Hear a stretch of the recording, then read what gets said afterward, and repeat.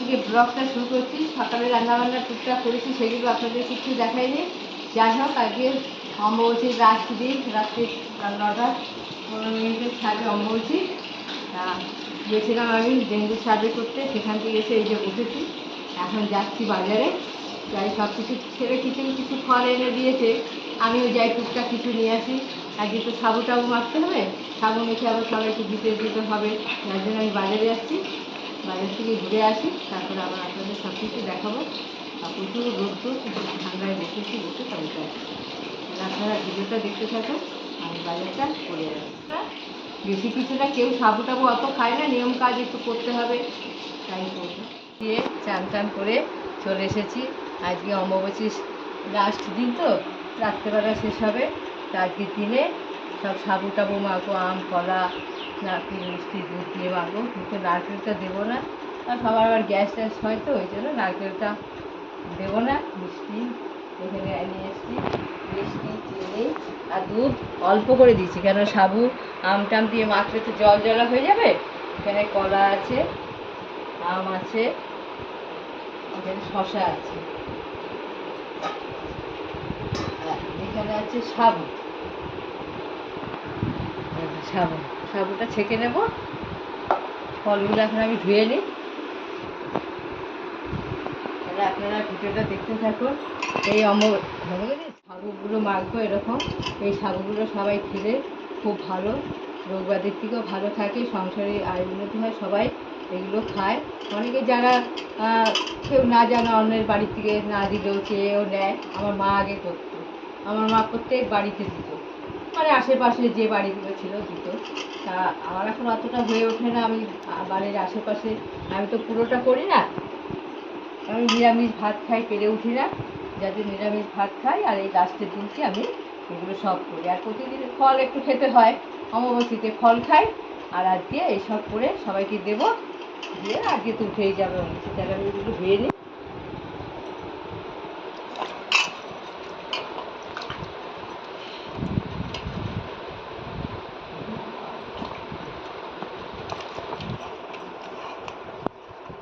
থেকে একটুর মধ্যে উঠিয়ে নেব।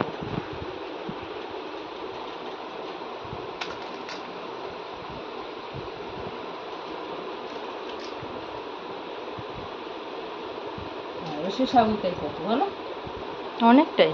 হ্যাঁ, আরও আম পড়বে, এগুলো করবে। কাঁঠাল তো কেউ খেতে চায় না, কে খাবে কাঁঠাল কেউ খায় না, যার জন্য কাঁঠাল আনা হয় না। বাড়িতে তো কাঁঠাল খাবেই না কেউ। বৌমার বাপের বাড়ি থেকে কাঁঠাল দিয়ে যায়, সব আমরা লোককে দিয়ে দিই, বড় বড় কাঁঠাল দিয়ে যায়, কেউ চায় না খেতে।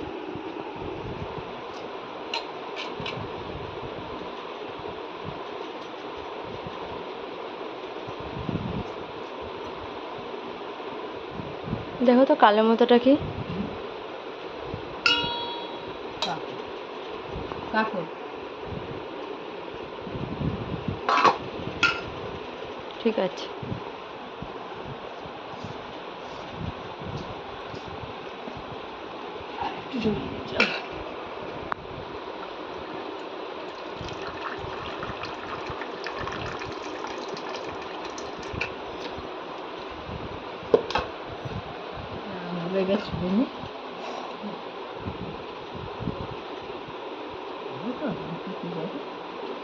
টক হবে না, মিষ্টি হবে, দেখ হয়ে গেছে। যখন আমি মাখবো এক এক করে তাহলে সব ছুলে নাও, কলা সব ছুলে নিয়ে গুছিয়ে নিই।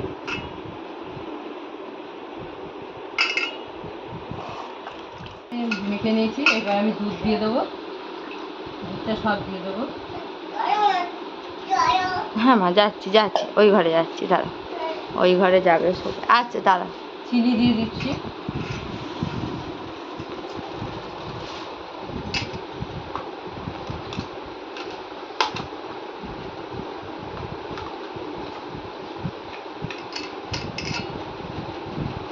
আমার মিষ্টিও কি কিনবে বাবারে? ভালো মিষ্টিগুলো। হ্যাঁ, এইগুলো ছেঁকে নিয়ে যেতে হতো 6 দিন, ও গুড়ের মিষ্টি। আমি কি জানি, কিন্তু আমাকে জিজ্ঞাসা গুড়ের মিষ্টি ভালোই হবে। আমাকে বললো গুড়ের মিষ্টি দেবো।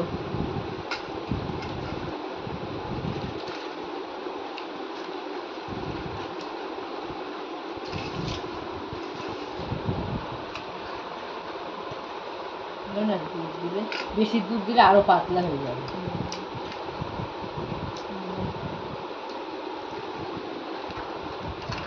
আর একটু চিনি দেবো। যা পড়ে গেল। থাক, চিনি একটু মিষ্টি হলে ভালো লাগবে।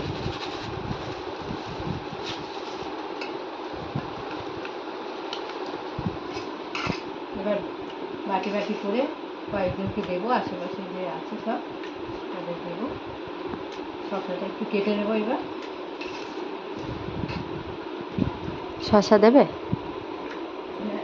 দেবো একটু, ওর মধ্যে করে দিয়ে দেবো একটু। এক ফালি করে দিয়ে দাও। হ্যাঁ, হয়ে গেছে এটা মাখা।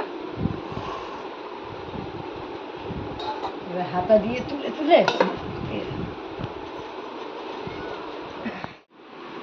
বেশি তো খেতে পারি না, যাই হোক খেতে হবে, অল্প করে নিয়েছি।